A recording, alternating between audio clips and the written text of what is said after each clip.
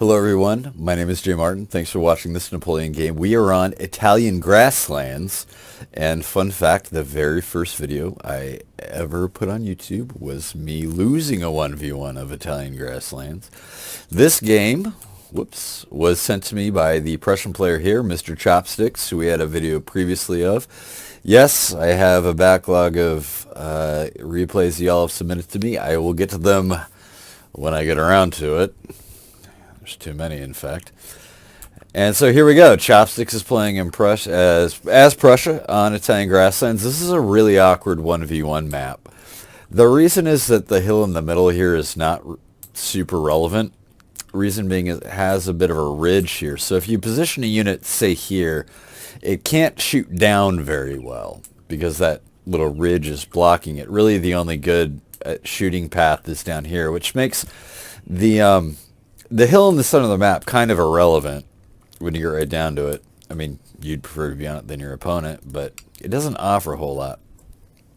What is important, however, are these forests to the left and the right. And notice how the opponent stops just within shooting distance of these forests. Forests in Napoleon are an incredibly powerful defensive measure. They block a ton of bullets. And so an opponent who wants to stop right there and let you get in the forest, I think, is giving you a huge advantage. What Chopstick is going to do, however, is he's going to start by moving everything to the right. And I mean everything. And I'm not real sure what he's trying to accomplish here. Maybe a flanking motion. Okay, we have to stop and talk about something. All right. We have to stop and talk about something. All right, Chopstick. In your last game you sent me, you mad charged Cav on Cav. I told you that was a bad idea. Gave you some reasons. We got a couple rules we're going to stick by. The first rule is we only charge Cav at things our infantry are shooting at. No infantry you're shooting at, this is your cheval. Second thing, we only charge one Cav unit at a time, not two. They're just going to get in each other's way. And third, we generally don't charge Cav on Cav unless you have a really good reason to, and we don't have a very good reason to right there. So this, I do not recommend. I'm sorry to start off harsh. This is kind of a sore thing, and we're doing the same thing over here. The only conclusion I can draw from this is that Chopsticks hates Cav. He hates them. And he really hates it when the opponent has them. So we're going to charge the Cav here. Charging the Cav there. Our first one dies. And we're in range of the enemy square, so our second one's going to die. We're not even going to wind up killing the opponents. That's bad. We're back over here doing the same thing. Our first one is already routed. And this kind of proves my point about 2-on-1 is not necessarily better. Like both, yeah, they just all straight up die. So, Chopstick loses, 4 units there, doesn't even wind up routing one of theirs. So don't do that. Definitely don't do that. All right, so back to the game. So in the center, we have a really good position here. We're in the forest against an enemy who's not in the forest. And in fact, for some reason, this dude pushed line infantry in front of his lights. So we're going to have a range advantage. So this is a really good deal for Chopstick. He's going to get good shots on this French line. And these casualties add up. The guy finally backs up. Somebody in the earlier video loved the lines of corpses. Here's corpses for you. Lines of corpses. Can't explain to you what the opponent was doing here, but what I'm interested in is this motion here from Chopstick. We're pushing all around to the right flank. Now, initially we were lined up, here. And, we are here. We could get on either side of the hill. I guess Chopstick just doesn't like that hill breaking the line of communication between, and he just wants to go east-west is maybe what I'm thinking.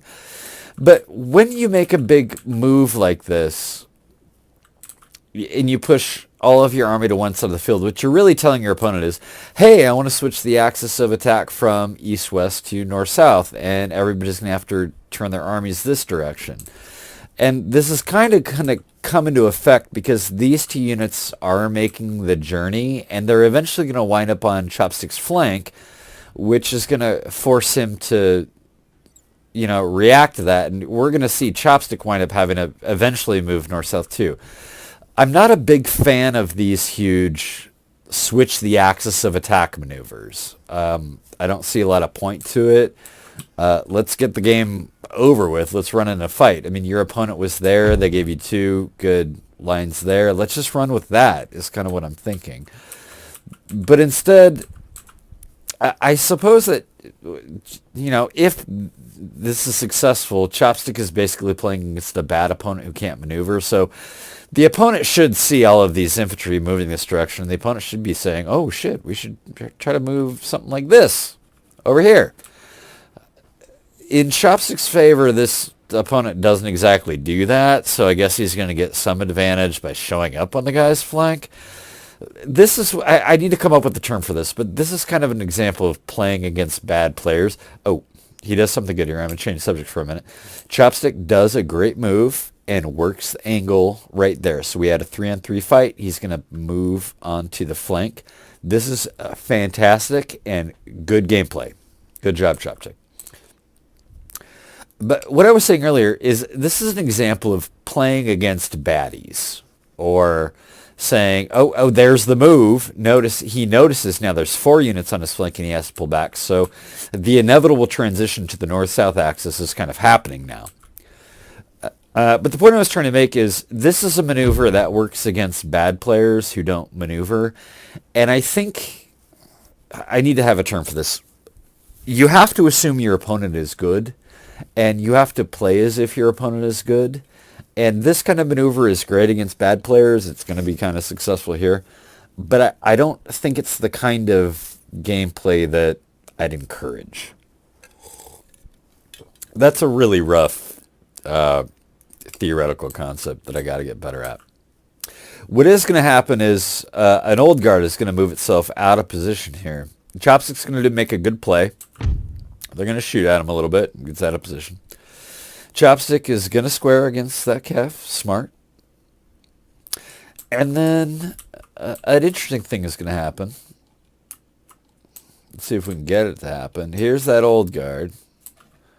Lights move in on the right. Come on, old guard. You need to move. There we go.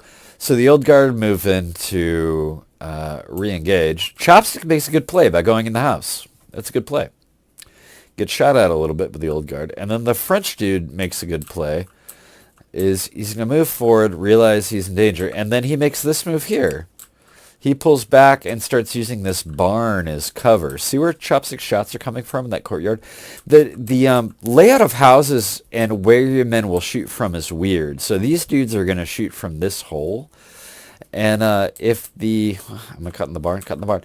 So if just by standing here, he's going to neutralize the shots from Chopstick's dudes. So I thought that was interesting. Whenever houses are weird in Napoleon, you gotta be, you gotta do that zoom in thing and all that.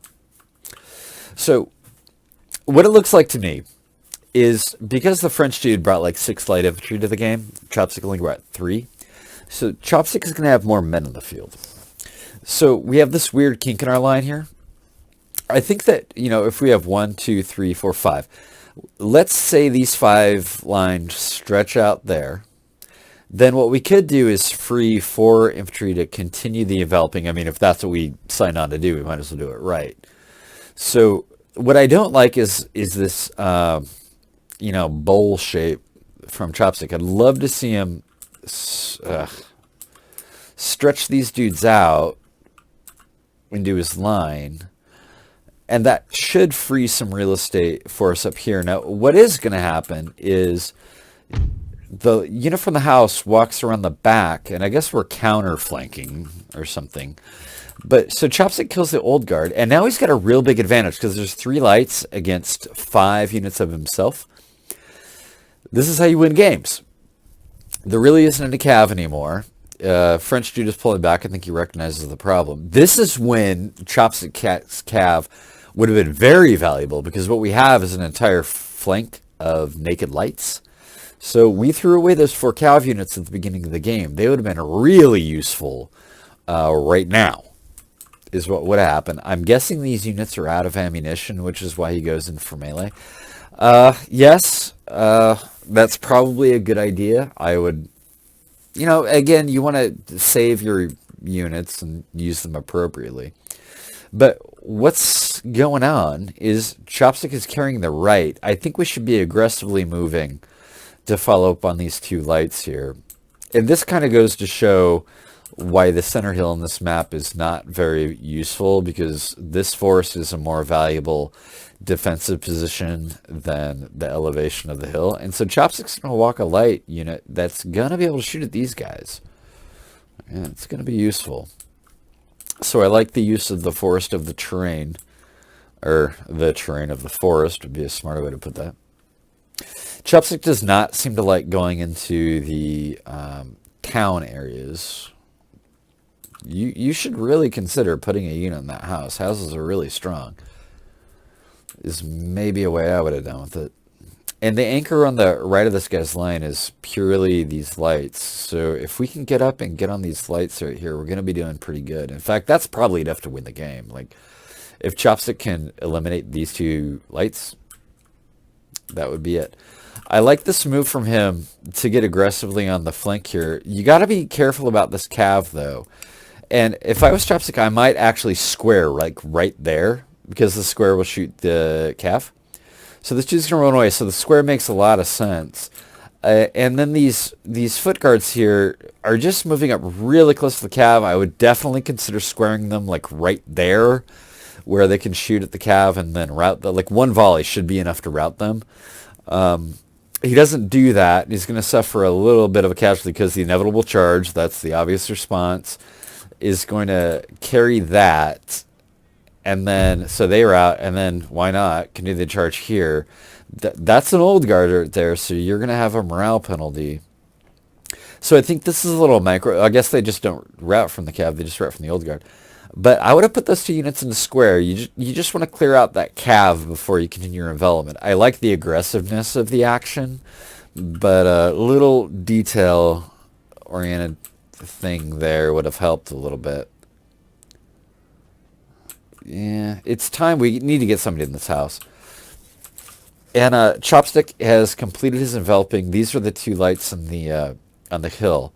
He's doing really good shooting it out with this dude, again, proving that the forest is a better defensive mechanism than the hill itself. So now, you know, this charge is going to be successful, so that chasseur is going to be out of action. Now, yes, exactly. Now we can get on the flank on this hill there. That cav goes in for another charge. We drop a square. That's not good.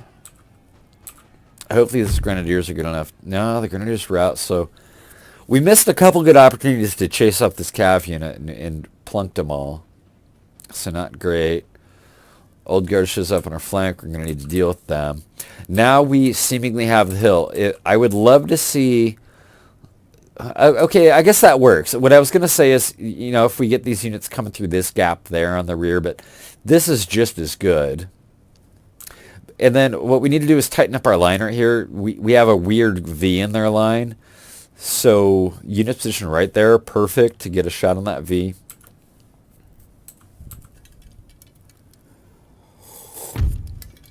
We're continuing to have problems that we can't seal off this flank. The cav is still there. The old guard is still there.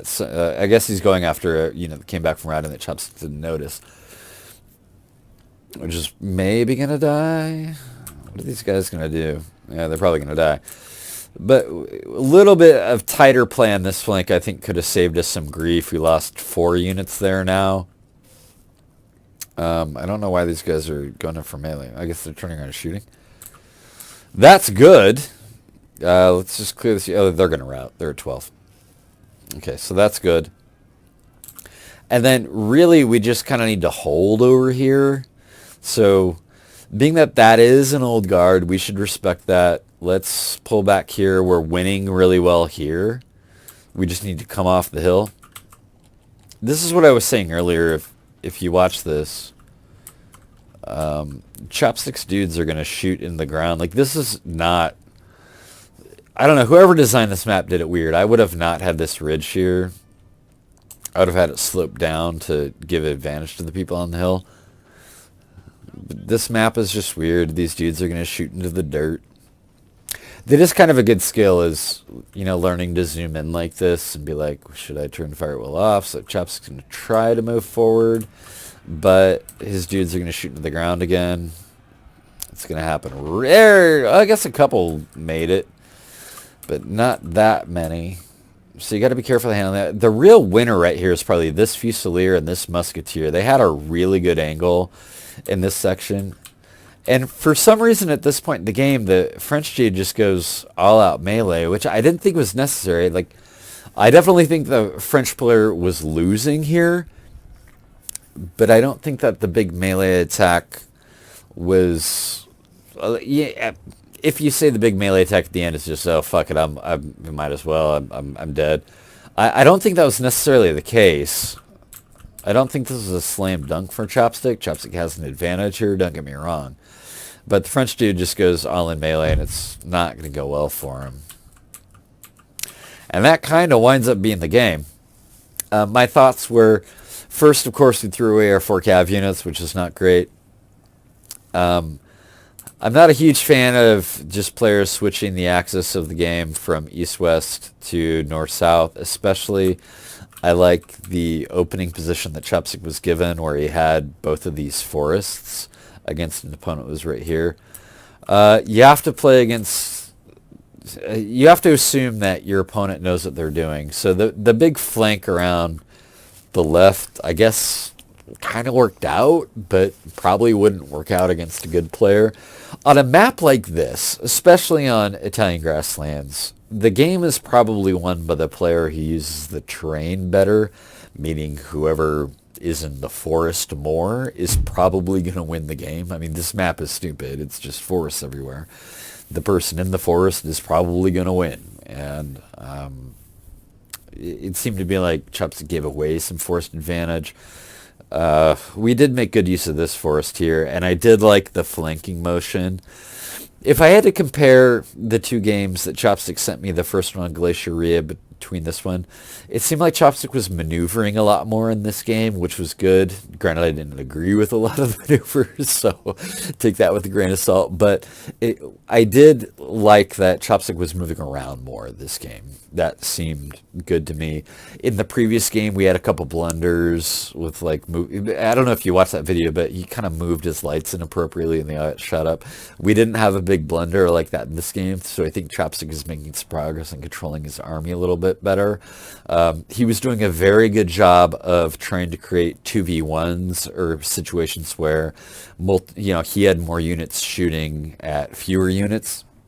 So that was good. So I think there's definitely some progress in skill between the two games that we've watched of this player.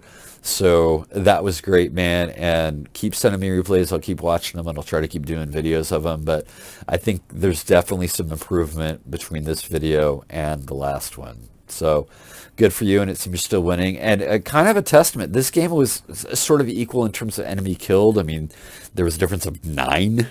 1,030, 1,021. The difference is Chopstick just brought more men. This dude spam light infantry. I think he had 6, which I believe is a violation of the rules of the game based on the file name that Chopstick sent me. But Chopstick had more dudes. Like, maybe bringing more dudes, bringing the line infantry is better than bringing a bunch of lights. Maybe just line infantry are good. Maybe like 20 line infantry. Maybe 20 line infantry, maybe 20. That would be great. But anyway, Chopsticks, once again, thanks for sending me the game. I hope you all enjoyed watching it. I know I did. And stay safe. Take care of yourselves. Take care of each other. I'll see you in the next video. Bye.